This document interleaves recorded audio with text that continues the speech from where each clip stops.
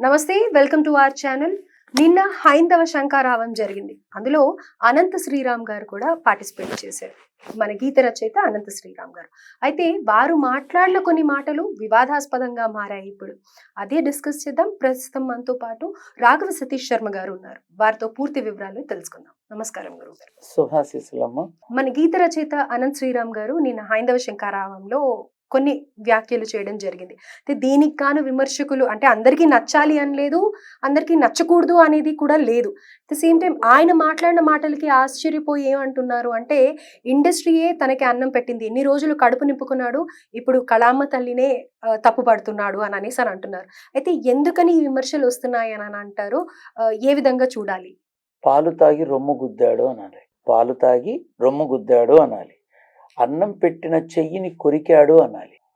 అంటే ఈ సామెతలు ఎందుకు నేను వర్ణించాను అంటే, ఈ హైందవ శంఖారావంలో మన సినీ గేయ రచయిత ఒక్కడే అనంత శ్రీరామే కాదమ్మా, చాలా మంది హిందువులు ఉన్నారు.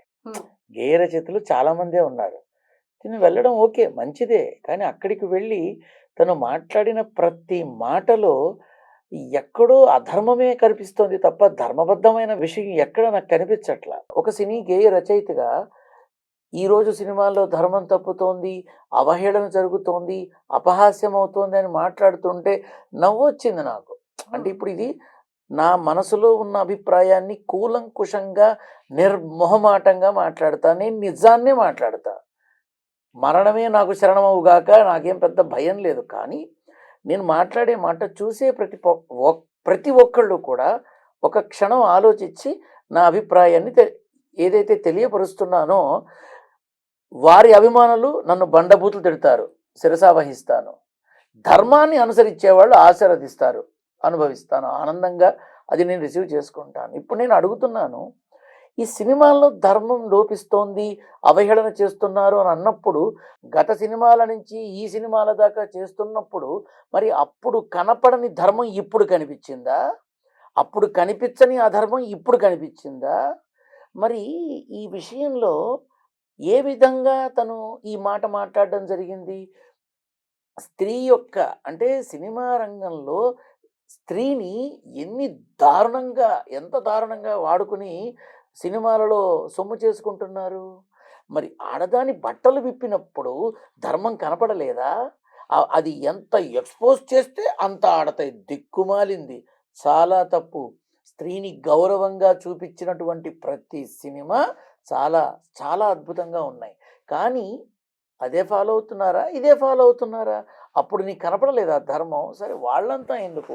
నువ్వు రాసిన పాటలో ఎంతో అందంగా స్త్రీ యొక్క అంగాంగ సౌష్ఠవాన్ని అందమైన పదాలతో చక్కని గీతికలాగా నువ్వు రాసి బయటికి వదిలినప్పుడు నీకు ధర్మం కనపడలేదా? ఇప్పుడెందుకు మాట్లాడుతున్నావు అధర్మము ధర్మము అని? అసలు ఇది ఈ సినీ రంగం నీకు ఒక అవకాశం ఇస్తే నెమ్మదిగా నెక్కి ఒక్కొక్క మెట్టు పైకి వచ్చి ఇంత సంపాదించి ఇంత పేరు ప్రఖ్యాతలు, ఇంత ప్రశంసలు, సన్మానాలు, సత్కారాలు ఇన్ని పొందావే. అటువంటి ఆ తల్లి ఇచ్చినటువంటి పాలను తాగి రొమ్ము గుద్దుతావా? ఇది ధర్మ విరుద్ధమమ్మా. నీకు ఇప్పుడు అంటున్నావు ఇప్పుడు అధర్మం. మరి అప్పుడు ఉన్న సినిమాల్లో నీకు కనిపించలేదా అధర్మం? నువ్వు రాసిన పాటల్లో కనిపించలేదా అధర్మం? ఎలా నిందిస్తావు నువ్వు సినీ రంగాన్ని? ఈ మధ్య ప్రతి ఒక్కళ్ళు సినిమా రంగం మీద ఏంటో విరుచుకుపడిపోతున్నారు. అంటే ఎదురు తిరగరానా? లేకపోతే ఏమి మాట్లాడరానా? లేకపోతే ఏమిటి? నేనైతే ఈ శ్రీరామ్ అనబడేటటువంటి గేయ రచయిత సినిమా రంగానికి సంబంధించి చివరికి సినిమా రంగాన్ని విషం చిమ్మాడా అనిపిస్తోంది. అయితే ఇక్కడ ఇంకొక ప్రశ్న కూడా ఉంది. కర్ణుడిని హీరో చేసి చూపిస్తున్నారు అని అన్నారు ఆయన. కర్ణుడే హీరో చెప్పమంటావా తల్లి? నేను పురాణ ఇతిహాస గ్రంథాలన్నీ అవపోసన పెట్టిన తర్వాత నాకు ఒకటే అర్థమైంది, మా అమ్మకు మించిన దైవం లేదు. మా అమ్మ తర్వాతే నేను నమ్మే నారసింహుడైనా. ఇప్పుడు అమ్మాయి కదమ్మా, అమ్మ చూపిస్తేనేగా వీడు నాన్న అని తెలిసేది, అమ్మ చెప్తేనే కదా వీడు దేవుడు అని తెలిసేది, అమ్మ చెబితేనే కదమ్మా గురువు అని తెలిసేది. అమ్మ తర్వాతే కదా ఎవడైనా. కాబట్టి మా అమ్మ తర్వాతే సకల ముక్కోటి దేవతలైనా, సకల పురాణ ఇతిహాస గ్రంథాలైనా, ఏ వేదాలైనా ఏవైనా మా అమ్మ తర్వాతే అని ఒక ఆలోచన వచ్చిన తర్వాత నుంచి మా అమ్మనే జన్మనిచ్చి తల్లి అయింది. జీవితం ఇచ్చి దైవం అయింది, జ్ఞాన సముపార్జననిచ్చి మహావిశ్వవిద్యాలయమే అయింది, డాక్టరేట్లు సంపాదించిన వాడిని కన్నది ఒక 6వ తరగతి చదువుకున్న మహిళ. ఎంత గొప్ప జాతమ్మా మీది చెప్పు. మీ నుంచి మేము వచ్చి తిరిగి మీ మీదే అగత్యాలకి పాల్పడే దౌర్భాగ్యం సమాజంలో ఈరోజు వచ్చింది. కర్ణుడు నిజమైనటువంటి నాయకుడమ్మా మహాభారతంలో.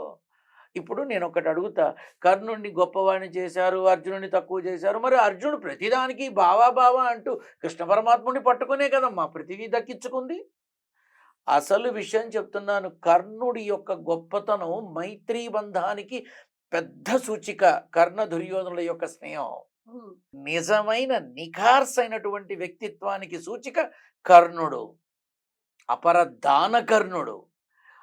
అతని యొక్క బలం ఎంత తెలియకపోతే శ్రీకృష్ణ పరమాత్ముడు కుంతీదేవి దగ్గరికి వెళ్ళి కర్ణుడిని చేయి చాచి యాచించు, నీ కొడుకులకి హాని కలిగించను, నువ్వు ఎలాగైనా సరే నా కొడుకుల్ని కాపాడని పోయి యాచిచ్చు, లేకపోతే ఒక్కడు మిగలడు అని చెప్పాడు. మరి కుంతీదేవి వెళ్ళి అడిగిందిగా కర్ణుడిని, పురాణాల్లో భారతంలో ఉందిగా, వెళ్ళి అడిగితేనే కదా. సరే తల్లి నీకు మాట ఇస్తున్నా, నీ పంచ పాండవులు ఉంటారు, అర్జునుడా కర్ణుడా అనేది యుద్ధమే నిర్ణయిస్తుంది అని అన్నాడు. మరి వీళ్ళని బతికించడం కోసం కృష్ణ పరమాత్ముడు ఎంత కష్టపడ్డాడమ్మా. నమ్మి బావా బావా అని కొలిచి నిత్యం నువ్వే తప్ప మాకు ఇంకొక దిక్కు లేదు అన్నందుకు భగవంతుడు తన డ్యూటీ చేశాడు, వాళ్ళని కాపాడి. కర్ణుడి చావుకి 64 కారణాలు. ఆ 64 కారణాలు లేకపోతే మహాభారతం అనేది వేరేగా ఉండేది. కృష్ణ పరమాత్ముడే మాయా రూపంలో వచ్చి కర్ణుని చెయ్యి చాచి యాచించాడమ్మా. వాడు తక్కువ, ఆ కర్ణుణ్ణి తక్కువ చేసి మాట్లాడటమా? ఎవరి గురించి ఏం మాట్లాడుతున్నారు? నవ్వాలో ఏడవాలో అర్థం కాలేదు తల్లి. నిజాయితీగా చెప్తున్నాను, అసలు తెలుసా వీళ్ళకి మహాభారతం గురించి? అడుగడుగున కృష్ణ పరమాత్ముడు నిలబడ్డాడు కాబట్టి పాండవులకి ఆ అవకాశాలు వచ్చినాయి. ధర్మాన్ని గెలిపించడం కోసం కృష్ణ పరమాత్ముడు ధర్మపక్షాన నిలబడ్డాడు, అంతే. ధర్మో రక్షితి రక్షిత. ధర్మరాజు అంతటి వాడితో కూడా అబద్ధం ఆడించినటువంటి కొంటె కోణంగి శ్రీకృష్ణ పరమాత్ముడు. అశ్వత్థామ అతః కుంజరః, అశ్వత్థామ అతః అంటే ద్రోణాచార్య నీ కొడుకు చనిపోయాడేమో అదిగో వినిపిస్తోంది వివరం అనగానే కుంజరహ అని నెమ్మదిగా అనిపించాడు. అంటే అశ్వత్థామ అనే ఏనుగు చనిపోయింది అని. కానీ ఈ లోపల అస్త్రాలు వదిలేశాడు, అర్జునుడు విడిచేశాడు, ద్రోణాచార్యుడి ప్రాణం పోయింది. ఇదంతా జగన్నాటక సూత్రధారి ఆడిచ్చిన ఆట. ఆయనకి తెలుసు కాబట్టే కర్ణుణ్ణి అన్ని శాపాలతో కట్టడి చేశాడు. ఎవరమ్మా లేకపోతే నిలువరిచ్చేది కర్ణుణ్ణి? ఎవరి వల్ల? భీష్ముడి వల్లే కాలేదమ్మా, భీష్ముడి వల్ల కాల. అటువంటి ఆ మహానుభావుడు మహాచక్రవర్తి స్నేహం కోసం, ఇచ్చిన మాట కోసం తల్లితో సహా, కన్న తల్లితో సహా అందరినీ పక్కన పెట్టినటువంటి అపర ధీర వీర పరాక్రమశాలమ్మ. దాన వీర సూర కర్ణ అని పేరు ఊరికే వచ్చిందా? అటువంటి మనిషి గురించి పాటలు రాసే అనంత శ్రీరామ్ మాట్లాడటం ఏనుగు గురించి ఎలక చెప్పినట్టుగా ఉందమ్మా. సో మీరు కూడా అనంత శ్రీరామ్ గారు మరి ప్రవృత్తి అననేసి నేను ఈ విధంగా రాయాలి కాబట్టి నా ధర్మం కాబట్టి నేను రాస్తున్నాను అని చెప్పేసి అప్పుడు మాట్లాడొచ్చుగా, నేను ధర్మాన్ని అనుసరిస్తాను, నేను ఇటువంటివి రాయను, సినిమాలలో ధర్మం తప్పకూడదని ఎందుకు అనడా? అప్పుడు దొడ్డు బాగా కనిపించిందే లక్షలు, అప్పుడు డబ్బు బాగా కనిపించిందా లక్షల అకౌంట్లోకి వచ్చినప్పుడు? ఎందుకమ్మా ఈ మాటలు? తప్పు కదమ్మా. సినిమా రంగం నిన్ను నిలబెట్టింది, సినిమా రంగం నీకు కీర్తి ప్రభావాన్ని తీసుకొచ్చింది, సినిమా రంగం కారు ఇల్లు బంగారం అన్ని నీకు అప్పచెప్పింది. ఇంత పేరు ప్రఖ్యాతులు కీర్తి ప్రతిష్టలు అష్టైశ్వర్యాలు ఇన్ని నీకు ఇస్తే ఆకాశం మీద ఉమ్ముతావా? ఏమవుతుంది చివరికి? అది మన మొహానే పడుతుంది. తప్పు కదమ్మా. ఈ విధంగా మాట్లాడడం అయితే కరెక్ట్ కాదు అని అంటారు మీరు కూడా. కరెక్ట్ కాదు అనే మాట చిన్నదమ్మా. పరమ దుర్మార్గం ఈ మాట కూడా చిన్నదే. పరమనీచం ఇది కూడా చిన్నదే.